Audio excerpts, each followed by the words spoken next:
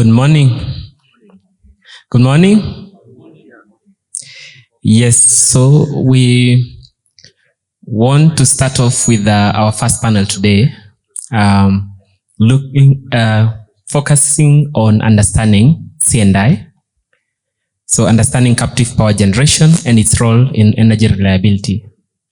So we have 4 panelists. So we have Geoffrey Ronoh, who is the director of Gen Africa. So they are both the developer and EPC for solar. We have engineer Hassid Okumu, who is a senior renewable energy officer at the regulator. We have Vincent Ombajo, who is the MD Collective Energy Africa. And we have Thuo, CEO at Assante's Systems East Africa. And we'll get a chance to for each of them to take, say, 2-3 minutes to introduce themselves. And then we'll dive into a few areas. So between the panelists, we'll be able to understand a few aspects of the captive power market and how that can drive reliability. My name is Thuo. I'm the CEO, Assante's East Africa Limited. So Assante's East Africa is a subsidiary of Asante Systems GmbH, which Asante Systems East Africa is, I'll say it's a new company, but as a subsidiary of Asante Systems GmbH, of course, the experience of the mother company extends to Asante Systems East Africa. I'm really happy to be part of this conference, and I'm looking forward for great discussion. Thank you. Good morning. Vincent Ombajo. I lead a company called Collective Energy Africa, which is a subsidiary of a service partner to BYD in Europe, and BYD energy storage technology. In Africa, we are basically dealing with expert support service to the BYD storage. And we are based in Nairobi, Lagos, and in Joburg. And I hope today we share a lot. Thank you. Good morning, everyone. My name is Hassid Okumu. I work with the Energy and Petroleum Regulatory Authority in the renewable energy section of the authority. At the authority, we participate in the technical and economic regulation of energy. So that looks at renewable energy, electricity, petroleum and gas. And we implement a number of regulations and a number of rules that help to promote renewable energy technologies. Thank you. Good morning. My name is Geoffrey Ronoh. As I said earlier, I wear 2 hats. So I'm part of the Esak board of directors, and also I'm a director at Ofgen. So it's such an honor to be here today. One of my key responsibilities in Esak is to champion the C&I sector, and I lead the C&I working group in Esak. This working group brings together developers, EPCs, financiers on the private sector side, but also we do have the regulator on the other side, where what the DG was saying is that's where we try and work out all these things. So the fact that you see now the C&I numbers in the Esak, in the EPRA report, has been a long journey to get here. And that's one of, we can say one of our achievements in the C&I working group under Esak. As George also said earlier, we are also working quite hard now to supplement that or complement that information with additional information around diesel generators, use, consumption, gigawatt hours generated from C&I systems, and all these things. So these are things you can look forward to.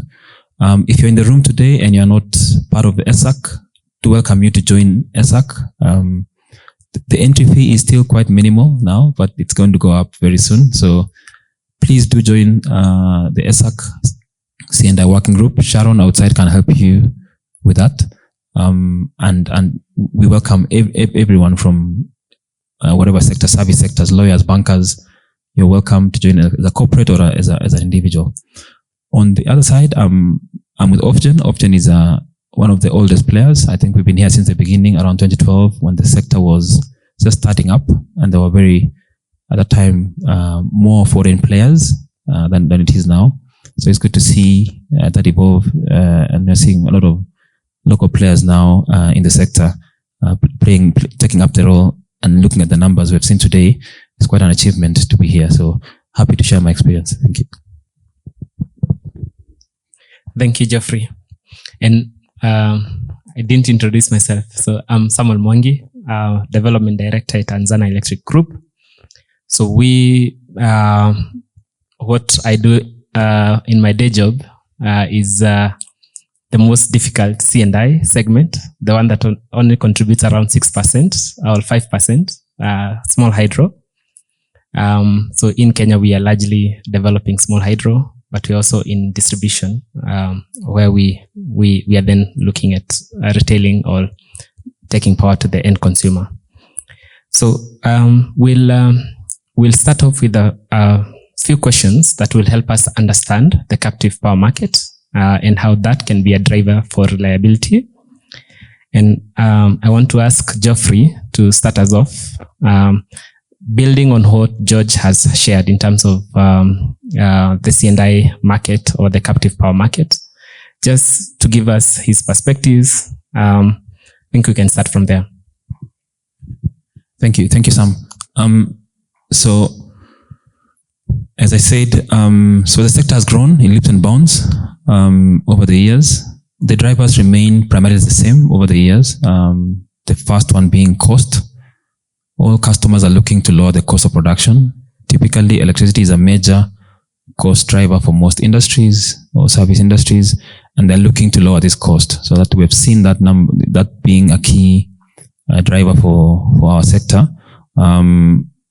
And the cost of the grid tariff, DG was saying, is not cost reflective, but that number has gone up. It will keep going up. We don't expect it to come down, because Kenya Power out to make a profit. So that number will keep going up, and customers will keep looking at options, and that's why they look up to the C&I players like ourselves to solve that problem. The second one, of which we have seen a lot, is also carbon neutrality. A lot of the customers who speak to us are looking for carbon neutrality targets, and they're looking to lower that. And captive solar or hydro or whatever technology is a quick win for most companies. And the third reason is exactly why we are here today: the issue of reliability. You'll be surprised at the amount of diesel consumption happening at industrial level in Kenya. George did allude to 5 gigawatt of installed generators at industrial level. But in terms of diesel consumption, liters, in terms of Kenya shillings consumed by industry to mitigate the unreliable grid, the numbers are staggering.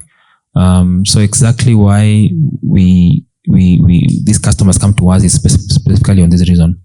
And also by virtue of that, we've seen a lot of battery storage systems coming up in the sector.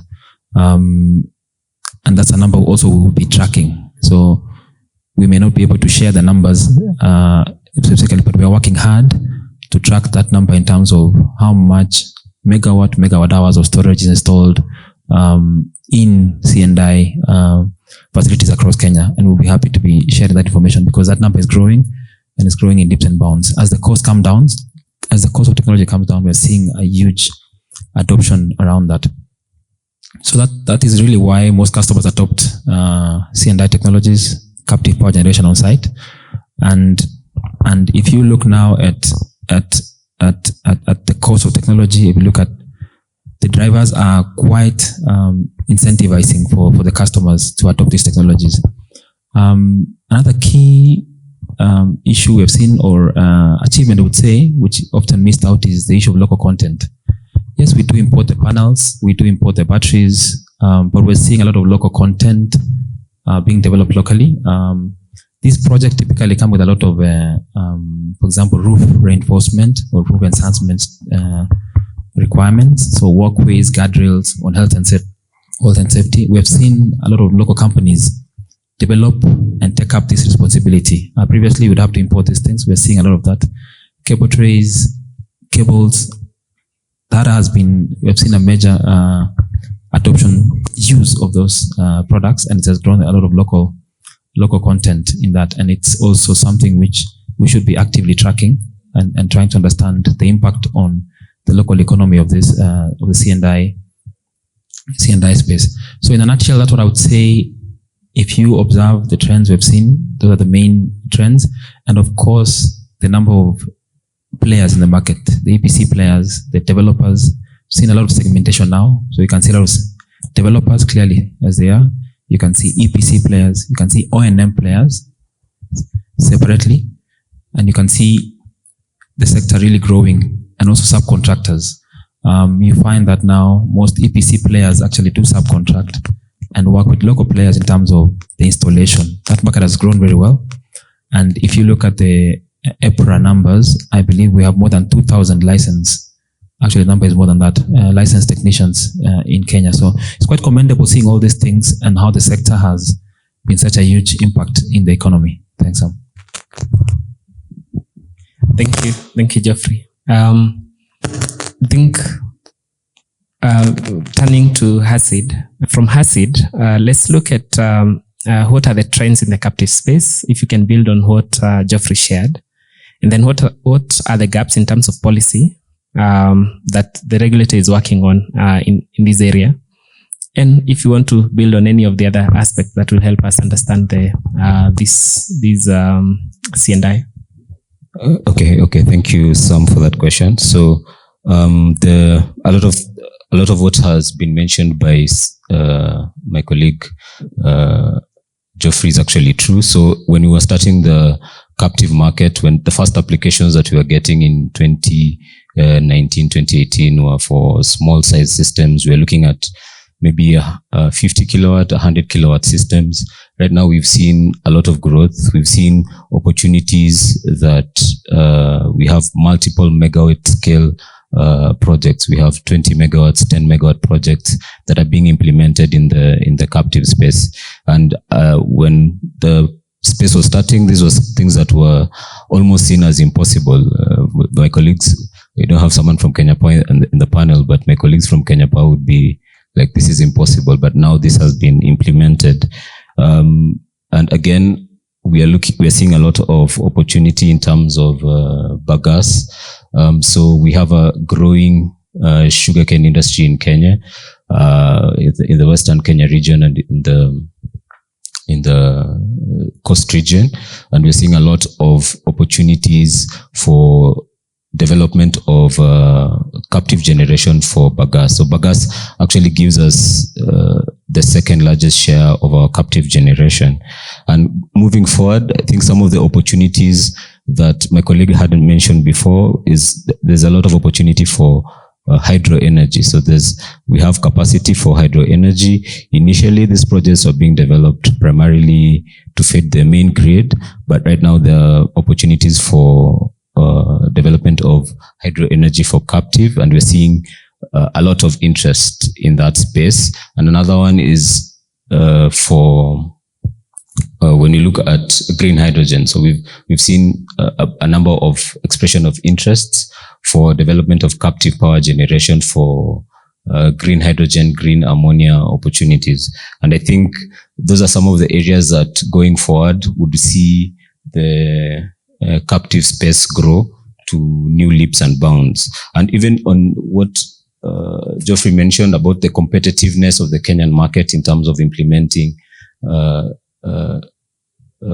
captive generation systems, especially solar, which is something that the authority has been involved in.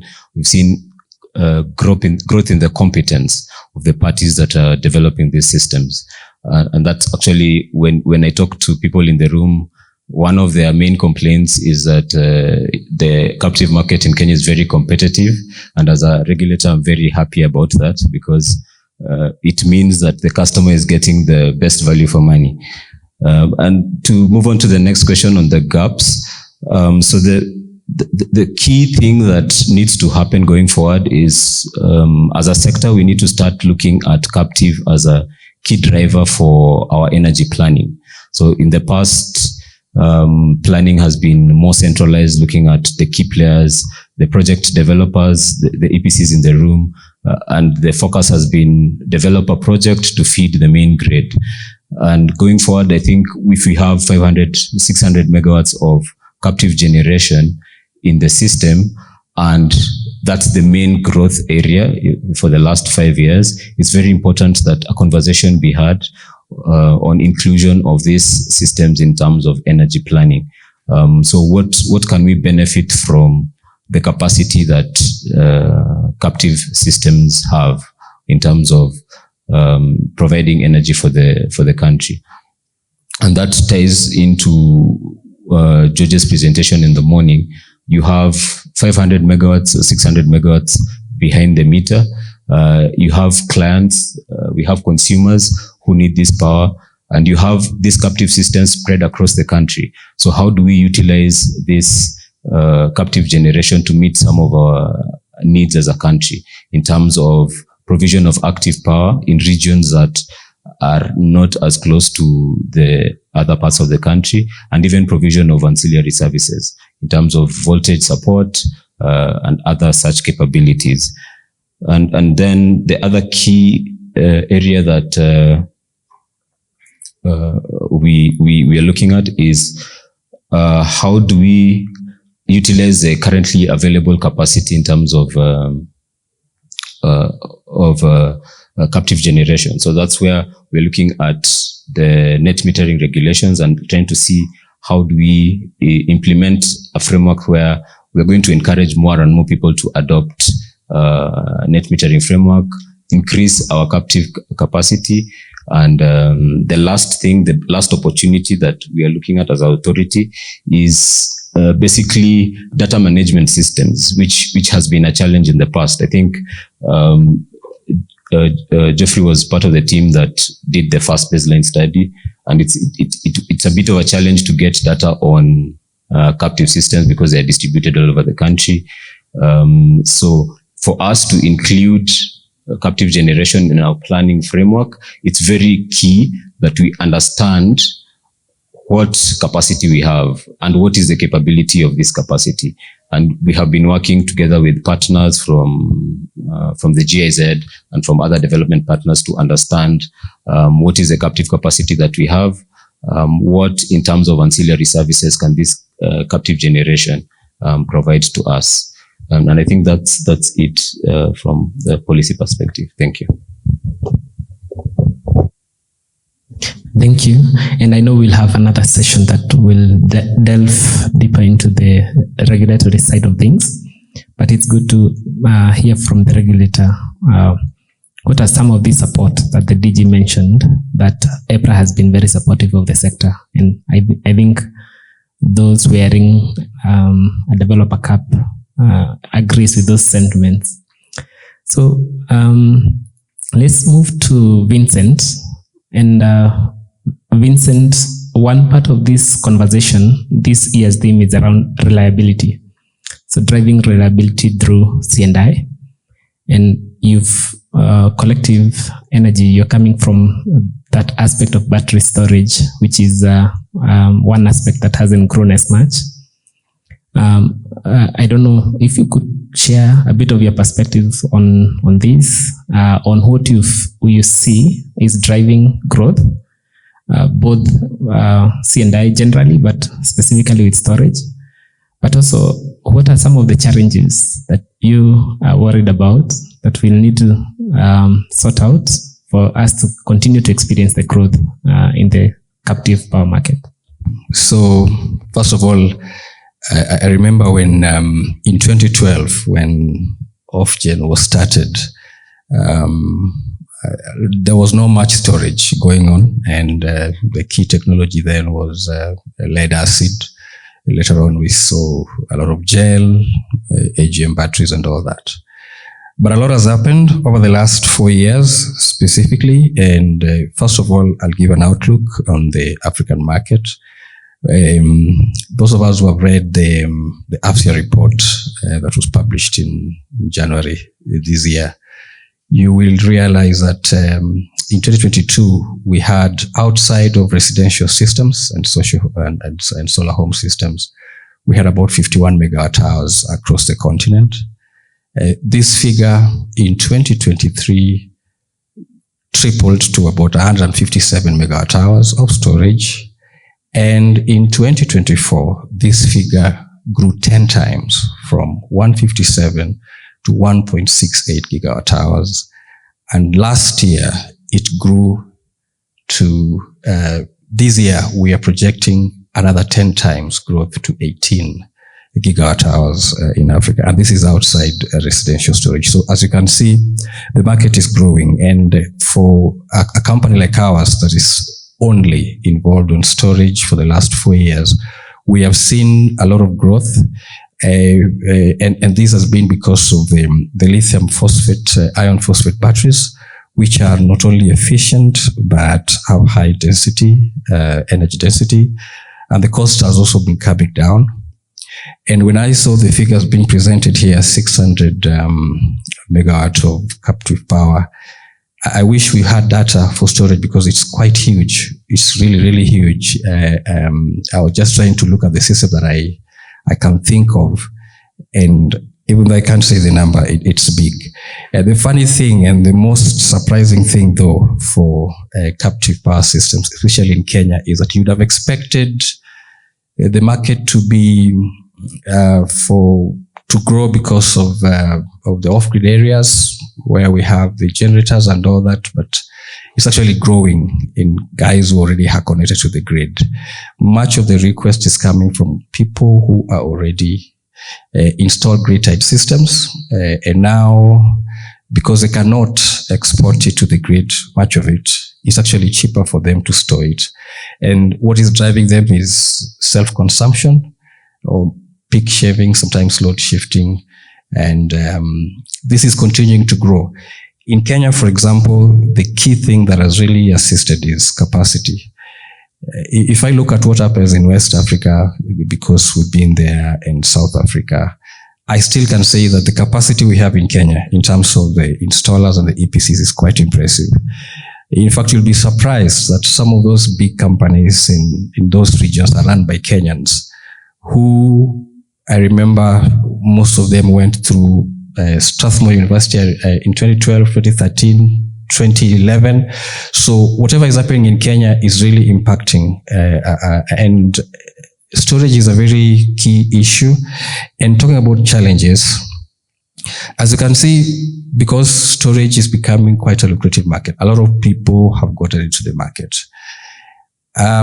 Very few companies, the questions that people ask and the consumers ask. 7 years ago, a developer or an EPC or an asset manager would go to a commercial industrial customer and outrightly they will say themselves that this is expensive. Storage is expensive, we won't discuss it, C&I, grid-tied systems. Today, it is the customers that are actually asking, why don't you try storage? And it's because the costs have come down significantly. So next year, I think we will work together with Esak to present some data on storage. And I've also seen our colleagues who are also in storage here so that we can be able to give a clear perspective. But the market has grown from what I think 4 years ago by close to 70%. Thank you. Thank you. I think that's an interesting conversation. And coming to David, you said Asantis is new in the market, but it's not very new in the market. I think when we started this conversation around net metering back in, I think, 2012, there were two installations that were done, sort of like a test case. One was in Mombasa and the other one was at the UN headquarters. I think Asantis had something to do with the one in Mombasa, the SOS. So, and I know when we talk about C&I, we are not talking about the story of from 2018. Of course, from 2018, we are seeing a lot of growth.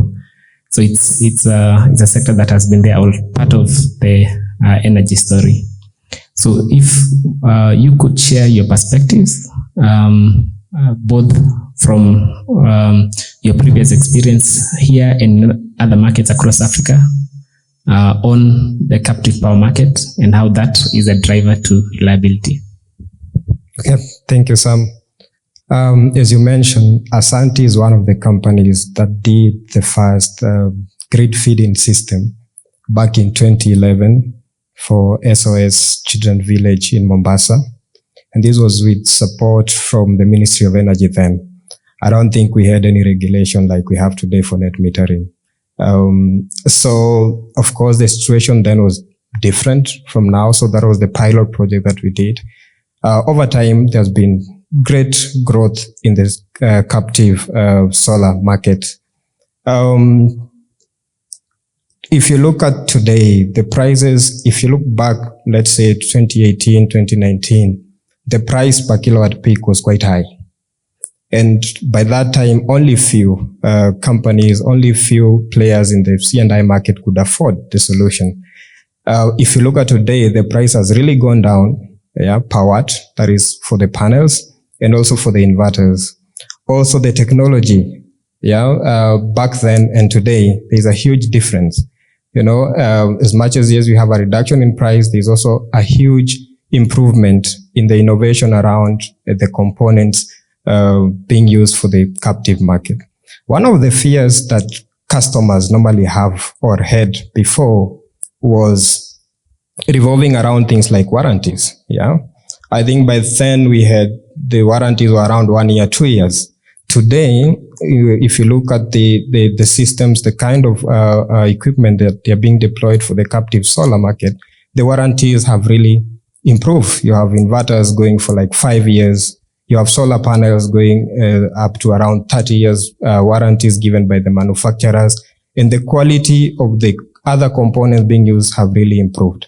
This builds the confidence. It gives customers confidence to adapt solar as part of their power generation, as part of their power generation in running their business. This has also reduced the payback period, because that is also a question that you will always get, when you're in this sector. So I will invest in this solar system in my business, but what is the payback period? I believe back then, due to the cost, the payback period was also high. Today, the payback period is reduced because also if you look at the electricity cost, it's a little bit higher, but the cost of the solar system has also reduced. So there is quite a number of things that has happened. If you compare what was happening before when Asante did the pilot project and what is happening today. And I think looking at the trend, the prices are keeping on going down. Every day we don't know if this will change in the coming years. But so far as it is, the customers, one thing is the solutions are affordable to the customers. Vincent has mentioned about battery storage. So you have this grid-tied systems that you will find them in most of the facilities where you have the grid, where there's grid connection. Like in Nairobi today, if you walk along Mombasa Road, almost every facility has solar panels on it. But then people are also becoming aware of other ways of utilizing this captive solar that they have in their facilities. And that's where now the storage comes into play. And the cost of the storage has also gone down. So generally, if you look at the captive solar in the C&I market, it's becoming affordable to the client. The regulations in place are also friendly. Today, we have the discussion on the net metering, the regulation that was passed. Of course, there's a lot of work to be done, as Esak CEO mentioned, but it's also attracting most customers to adapt this captive solar. It's we have to give it to Kenya. Like I look at Kenya and compare this with other countries where Asante has been involved. I believe with the incentives we get from the incentive we get on tax exemptions on some of the solar components. There are some countries where they still have taxes on some of these components where we have supplied the solution. So the regulation, the framework that has been set also by the bodies that are in charge of this has also facilitated in making sure that customers within the C&I segment are more attracted to these solutions. Yeah, thank you. Thank you. And now that we've gotten a chance to hear from all the panelists, we wanted to give a chance for Q&A. And as we answer, we'll also add a few thoughts on some of the things that we had from the opening sessions. My name is Engineer Chepkwany from Safaricom. Mine will go to Hassid from EPRA around the open market, open access regulation. I don't know whether you have, we've heard a lot about upcoming open access regulations that are going into gazettement, but we have to see the real date. I don't know whether you have a hard stop date for this one. But secondly, we are curious in the market to see the structure of the wheeling tariff that is coming up to play. Do you anticipate that the contribution of fuel levy and forex charge will still be part of what builds up the wheeling tariff, or this is finally going to be excluded on account of the sources that we anticipate to see being integrated into the type of energy that will be wheeled, especially on B2B basis? Thank you. My question goes to Geoffrey. You've mentioned that, and also previously, George Aluru had mentioned that there is a lot of diesel generators up to 5 gigawatts, and that places us number 2 after Nigeria, which is quite saddening. I want to hear from you what can be done to reduce the diesel consumption at the industrial level. Thank you. My question goes to EPRA. What are you doing to bridge the gap or to accelerate the captive power?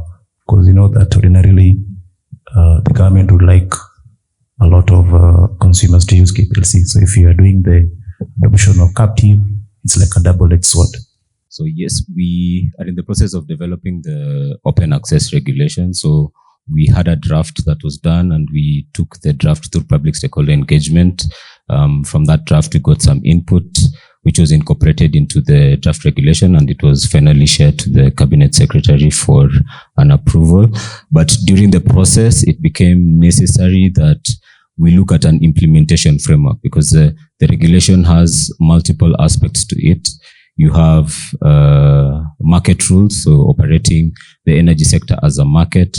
You have what we call the open access bit of it, and bulk supply. So these are 3 different aspects that are included in those regulations, and it became necessary to look at what would be the implementation framework. So how do we transition the Kenyan electricity market from what we have now to what we will have under the open access regulations? And that is the conversation that is going on at the moment. So at the moment, we are looking at what would be the implementation framework if the open access regulations are to be gazetted. So it's something that we're working on, should be until around August of this year. I don't want to give an exact date for when we will start, until we have conclusive information on that. And I'd also not want to preempt the structures of the costs that would be included for a wheeling charge, because it's something that is still under discussion. So the tariffs, you asked something about, will we have FEC and the likes on the wheeling tariff? I don't want to preempt what the tariff would look like until we have the implementation framework done. And then the next question from the gentleman about what we're doing to bridge the gap. I think George would be the best person to answer that question, because we've promoted Esak from the start and we have worked together. But the thing is, it's not, you say that it's in the best interest for Kenya Power to supply electricity. That is not the government's point of view. It's not the position that Kenya Power should be the only player in the market. And even at EPRA, we are not looking at a sector where we have one player. We're looking at a sector where all the players in the market can compete and provide services. And there are some services that are best provided by the grid operator, and we make rules and laws that would help the grid operator operate more efficiently. efficiently. There are some services that are best provided by captive power developers, and we try as much as possible to make sure that a captive power developer can exist in the same space as a grid developer. So as my DG said in the morning, it's not either or, it's not Kenya Power or captive, it's Kenya Power and captive and many more players in the sector. Thank you. Thank you. Vincent, you can take it up.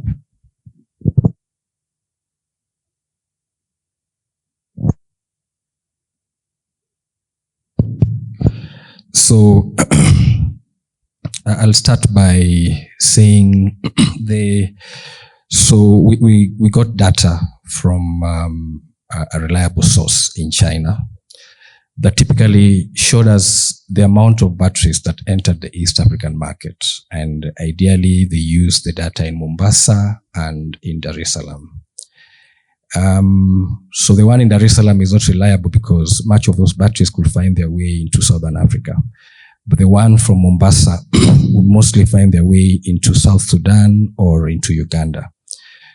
If you look at the way the market is performing, the way the sector has done, last year, in 2022, when the LFP technology started, the amount of batteries that were imported into the country were about 35 megawatt hours. And this is taking into account that the Kenyan storage market, if you add the storage market in Uganda and you add the storage market in Tanzania, it accounts for a third of the Kenyan market. So ideally, the Kenyan market is 3 times bigger than Uganda and Tanzania combined as of now. So last year, the batteries that came into the country were close to 170 megawatt hours, and we can all comfortably say that much of it went to South Sudan because of the UN projects. And so we are able to say that at least 50 megawatt hours of that battery landed in Uganda or South Sudan. That was in 2023. In 2024, we are looking at almost 207 megawatt hours.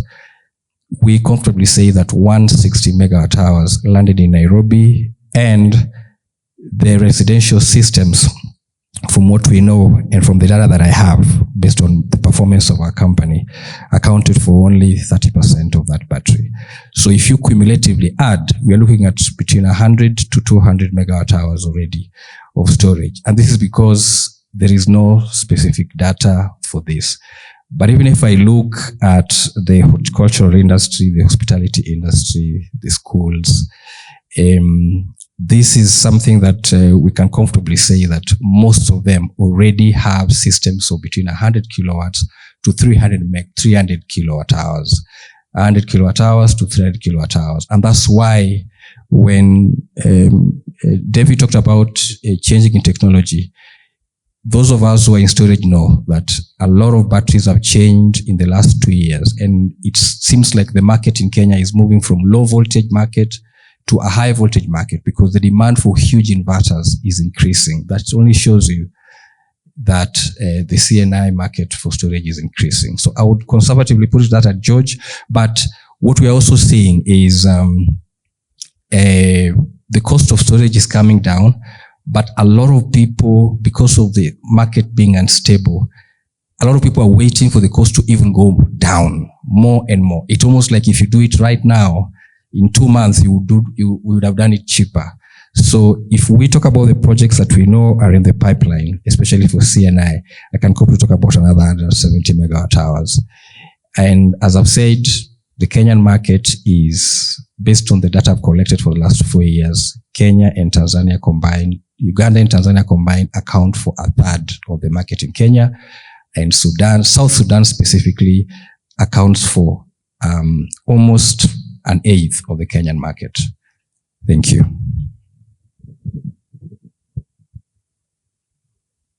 Thank you. Yeah, thanks. I'll take the question from Jemima. Interesting question. Actually, that's why we are meeting here for the next 2 days. That's the topic we are trying to address in terms of reliability. Of course, talking as a player, I would like that the grid continues to be unstable. Then our services will be demanded a lot, but that's not the solution. So the first thing we are doing is especially at Esak, is what I said earlier, just creating awareness on how this issue is so widespread and how costly it is to the economy. There's a World Bank report which was published about 2 years ago, which called the generators a silent player in the power sector. Silent is not seen, but it's everywhere.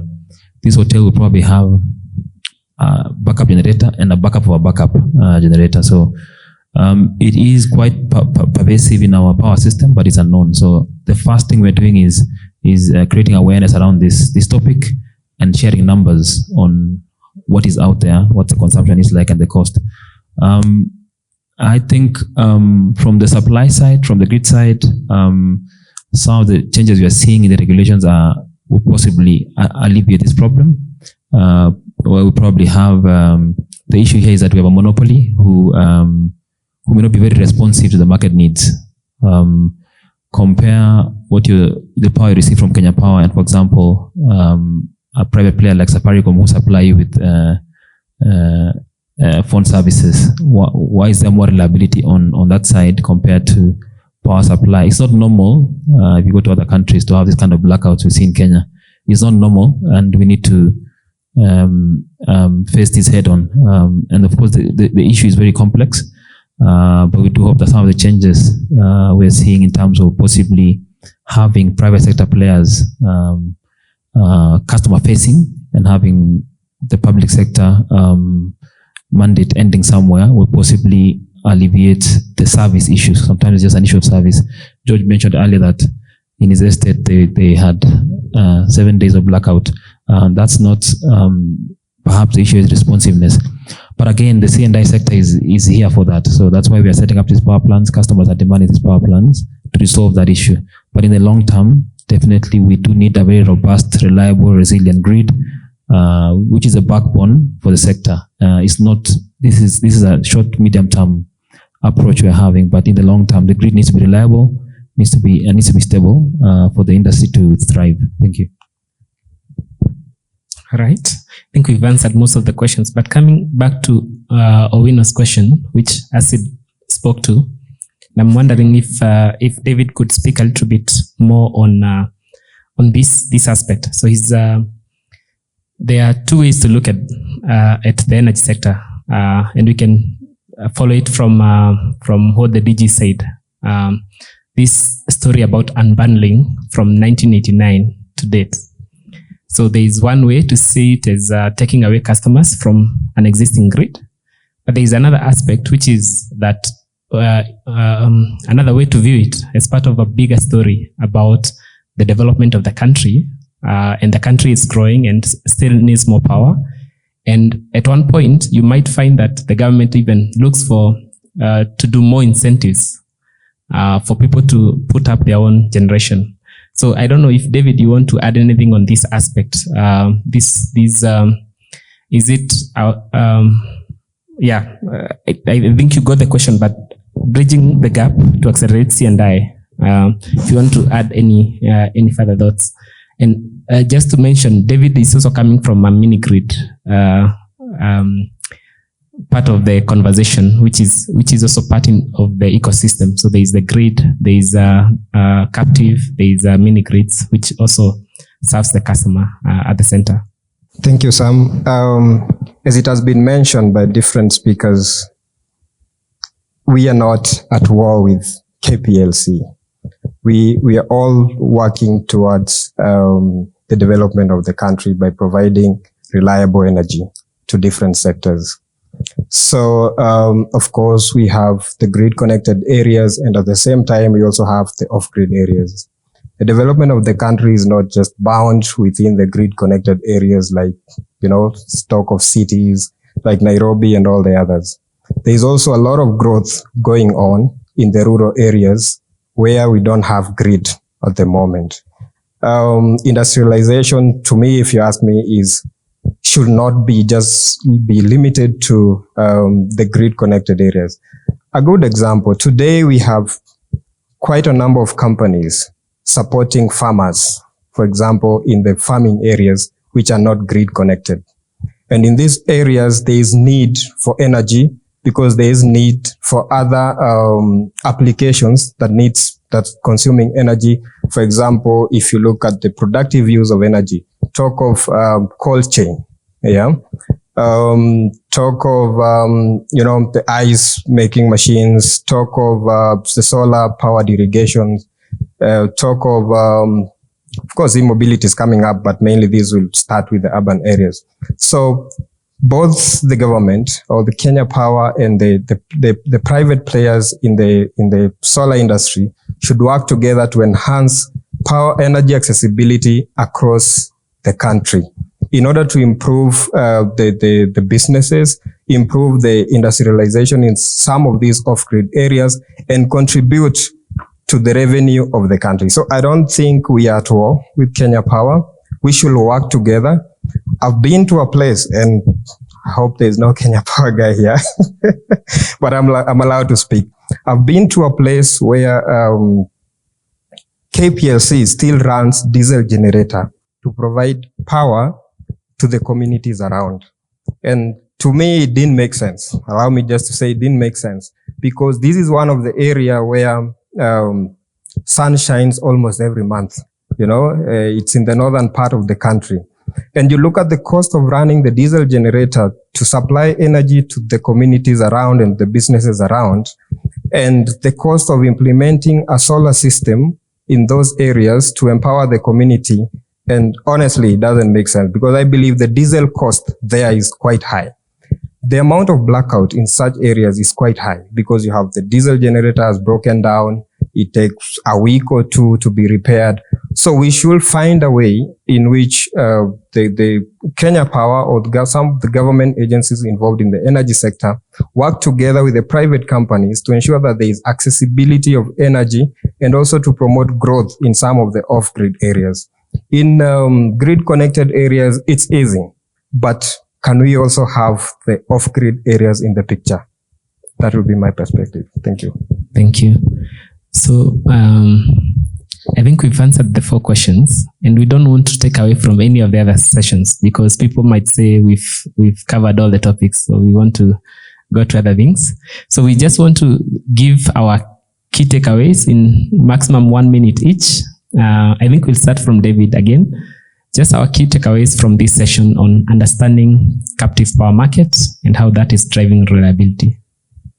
Thank you. I think it's a great initiative that Esak has organized for this conference, where players in the market get to meet, both in the private sector and in the government, and from the government side. It's good to understand where are we. First, where are we coming from? Where are we today? And where are we heading to?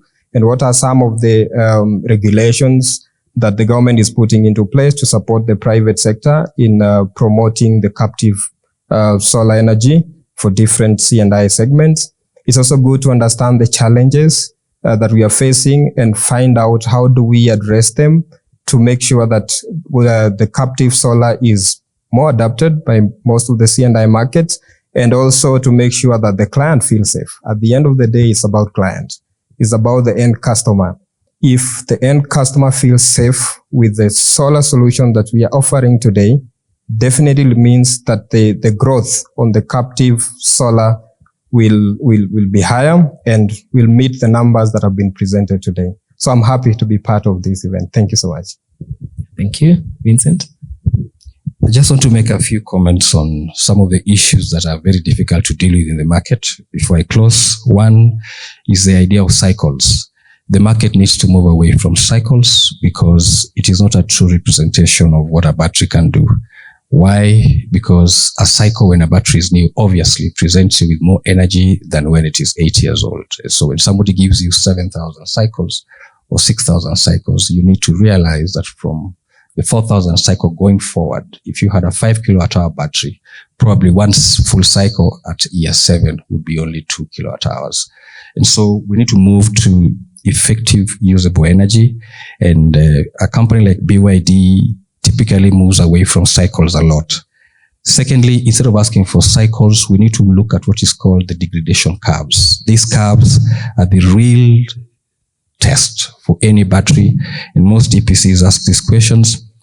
when you talk about warranties, we've seen companies who we have to tell them what they need to ask to protect their warranties. And another thing about the idea of cycles is cycles and batteries, obviously being an expensive thing, we have to ensure that the design is right.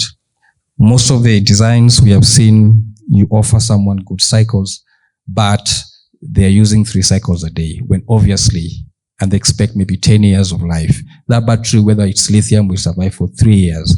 And these are the truths that we need to know, that the design of your system determines the life of that battery. Finally, on the issue of the warranties. If you look at the way the LFP warranties are done, they're very specific on temperature issues. And when somebody tells you a warranty is 10 years, what you need to ask are the details. If you go deep into the details, you will realize that there are so many rules to those warranties. And so these are conversations we need to have. Don't just take 10-year warranty, 15, 5, you pay for. You might pay for a higher warranty that the battery at 5 years will not even have sufficient energy to serve you. Finally, on the issue of the way the storage market is going, the greatest thing we can do is to have capacity.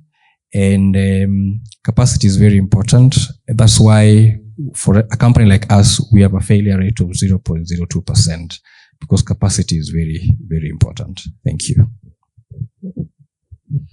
I think for me, my closing remarks would be just to thank the Esak team for putting this together. I remember the first C&I conference that we had and the push that they had to bring together the players in the market. And I can say that this has really helped to grow the sector, to grow the C&I space. And it has helped the regulator to understand what are the challenges that we have in the sector and how can we come together to address this. And some of this growth is brought about by these forums that we have. And finally, as the regulator, we are always willing to grow the sector to make sure that every player benefits, that the country can grow, that every player has an opportunity to provide a solution, because all of us here are here to provide solutions to the economy of the country. So we're always willing to help the sector, and if you need anything, we're here to assist. Thank you.